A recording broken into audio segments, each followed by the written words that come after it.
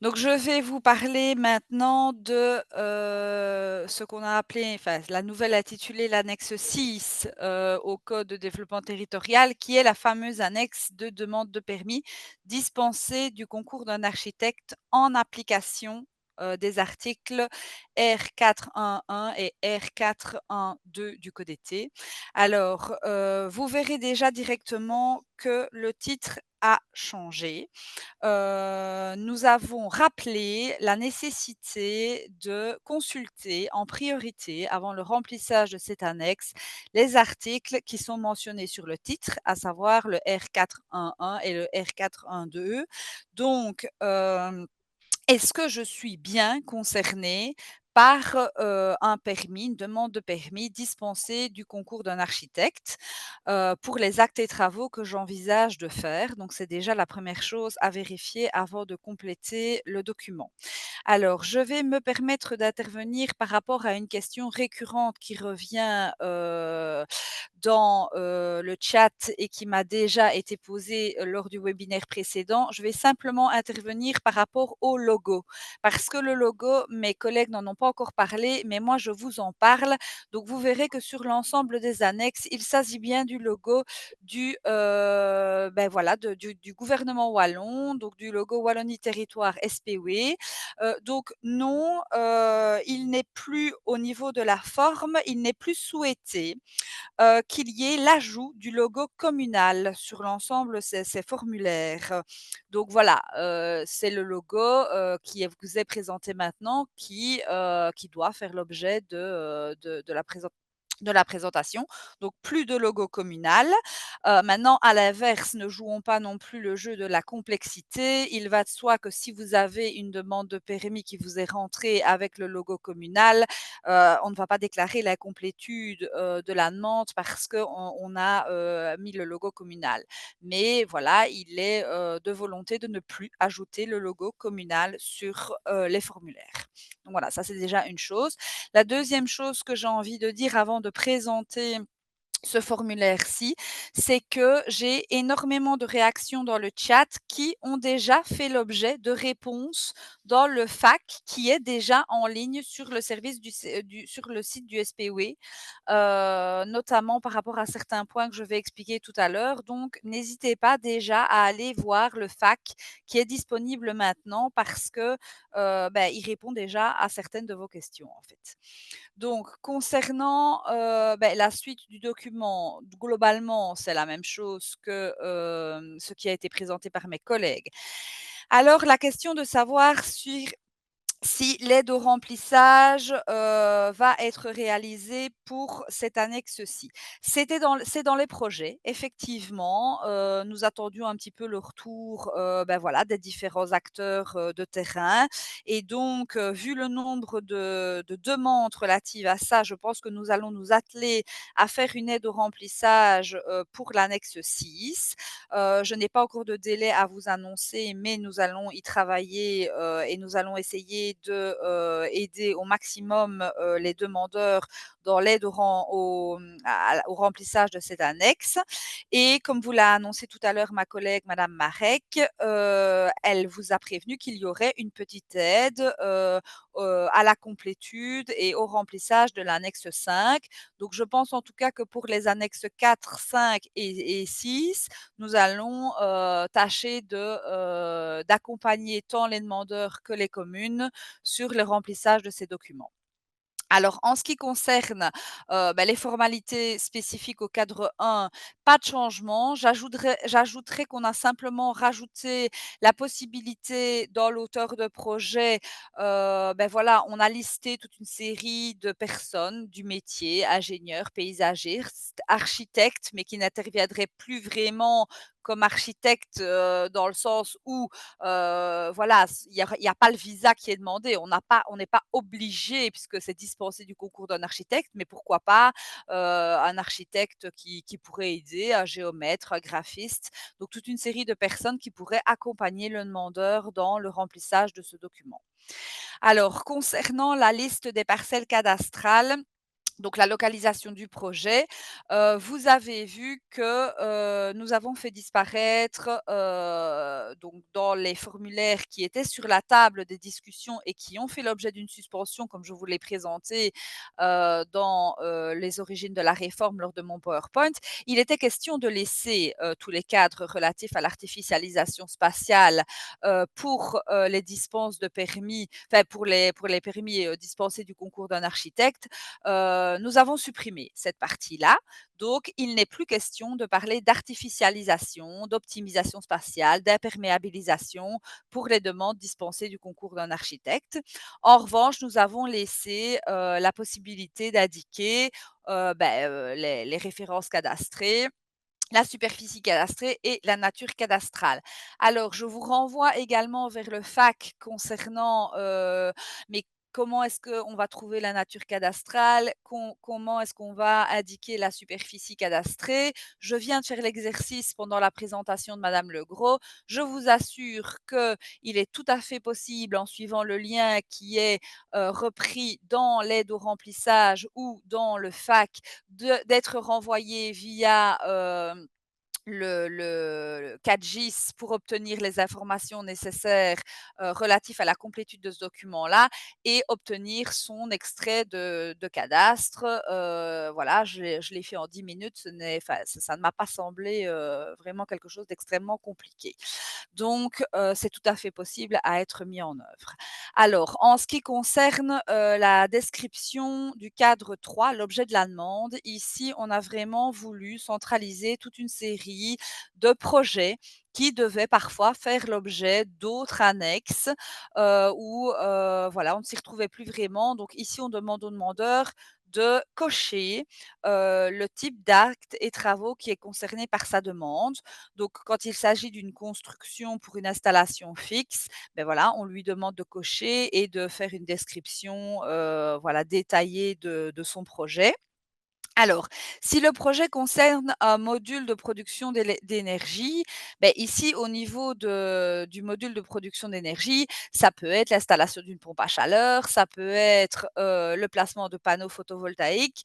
On demande de préciser la puissance du module. Ben voilà, si je, me renseigne pour placer des panneaux solaires chez moi, je prends contact avec une entreprise agréée, j'aurai connaissance de la puissance de mon module. Donc si je dois demander un permis pour l'installation de panneaux photovoltaïques, j'aurai l'information, qui me sera donnée par mon fournisseur de la puissance de mon module. Donc on demande simplement de préciser ici la puissance du module concerné par la demande de permis.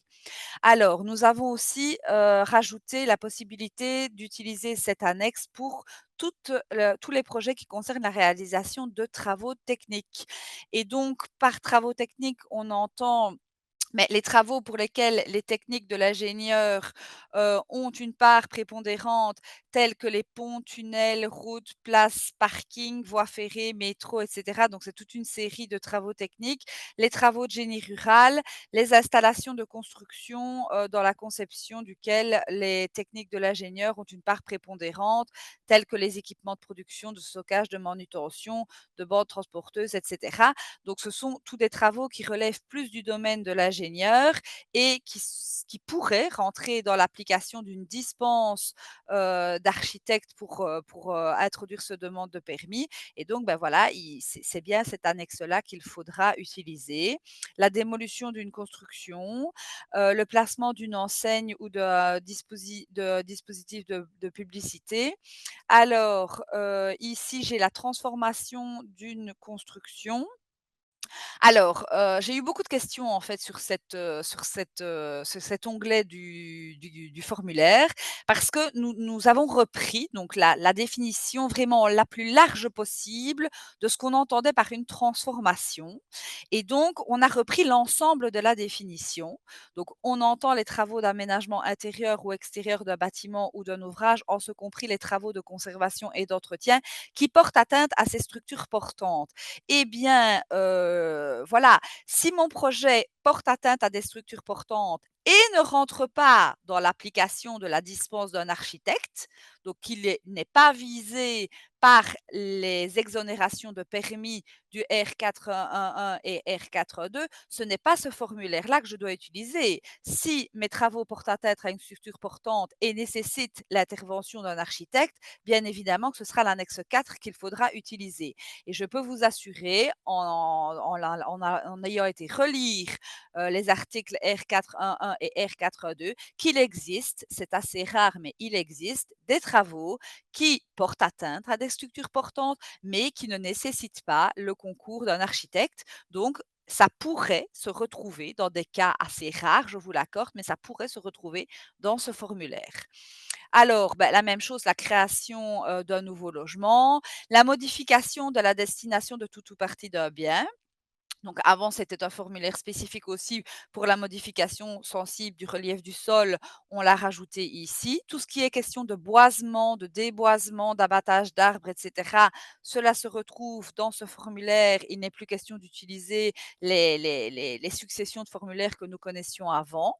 L'utilisation habituelle d'un terrain pour le dépôt, de plusieurs véhicules usagers, le placement d'installations mobiles. Alors, certaines particularités de la demande qui ne sont à remplir que si c'est d'application. Donc, s'il y a plusieurs phases au projet, ça pourrait être complété, mais ce n'est pas obligatoire si ce n'est pas d'application. Même chose par rapport à la question des servitudes. S'il s'agit d'un permis à durée limitée, si on se trouve dans la modification d'un permis délivré, donc vous savez que le code été, le nouveau code été a prévu, un article supplémentaire qui est le D496 paragraphe 1 qui prévoit que dans le cadre d'une modification d'un permis d'urbanisme qui a été délivré, eh bien, voilà, on peut rentrer, une demande de permis uniquement pour la modification projetée. Donc ici, voilà, on pourrait se retrouver, dans, une modification dispensée, du concours d'un architecte. Il faudra alors la renseigner dans l'onglet, mais de nouveau, ce n'est que si c'est d'application. Même chose pour, voilà, pour la suite des documents. Alors, réglementation applicable, liste et motivation des dérogations ou écarts.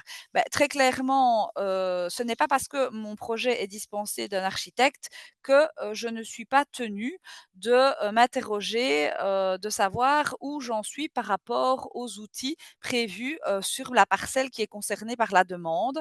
Et donc, oui, je pourrais me retrouver dans le cadre d'une dérogation au plan de secteur ou aux normes du guide régional d'urbanisme. Je pourrais me retrouver dans une situation où je suis dans un écart, concernant des indications à un guide ou, voilà, à un schéma.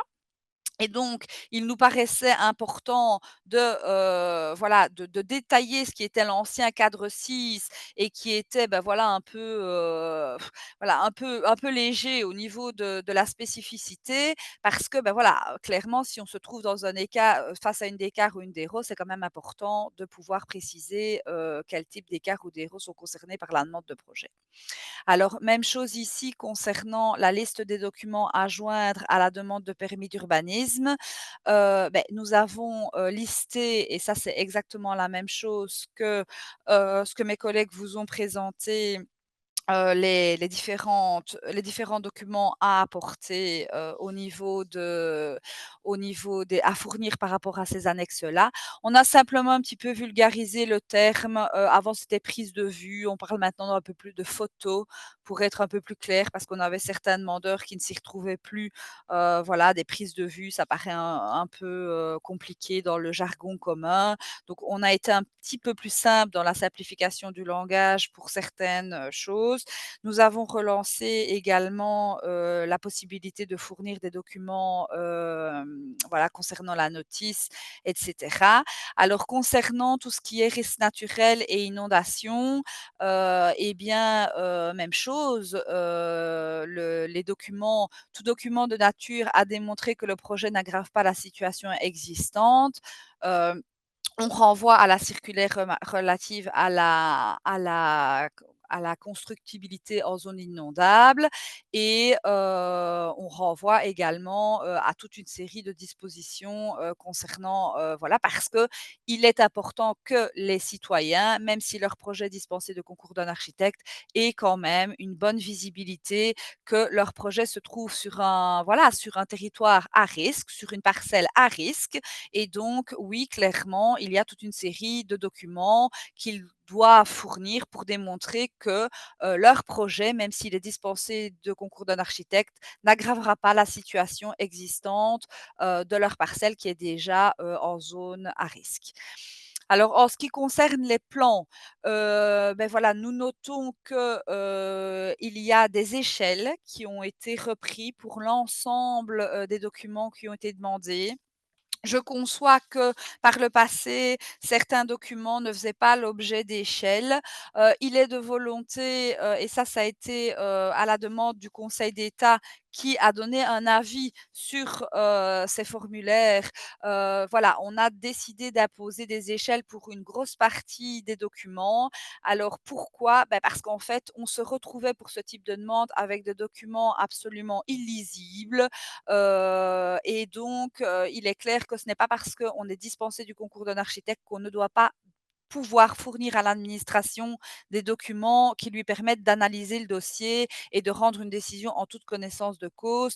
Un petit croquis, voilà, dessiné sur un coin de serviette n'est désormais plus suffisant. Alors, en ce qui concerne l'utilisation des données personnelles, c'est la même chose que ce que mes collègues, vous ont expliqué tout à l'heure. Le demandeur doit marquer son consentement pour l'utilisation de ces données personnelles. Voilà, donc je pense que, j'en ai terminé. Non, je termine simplement par la grille analytique des contraintes.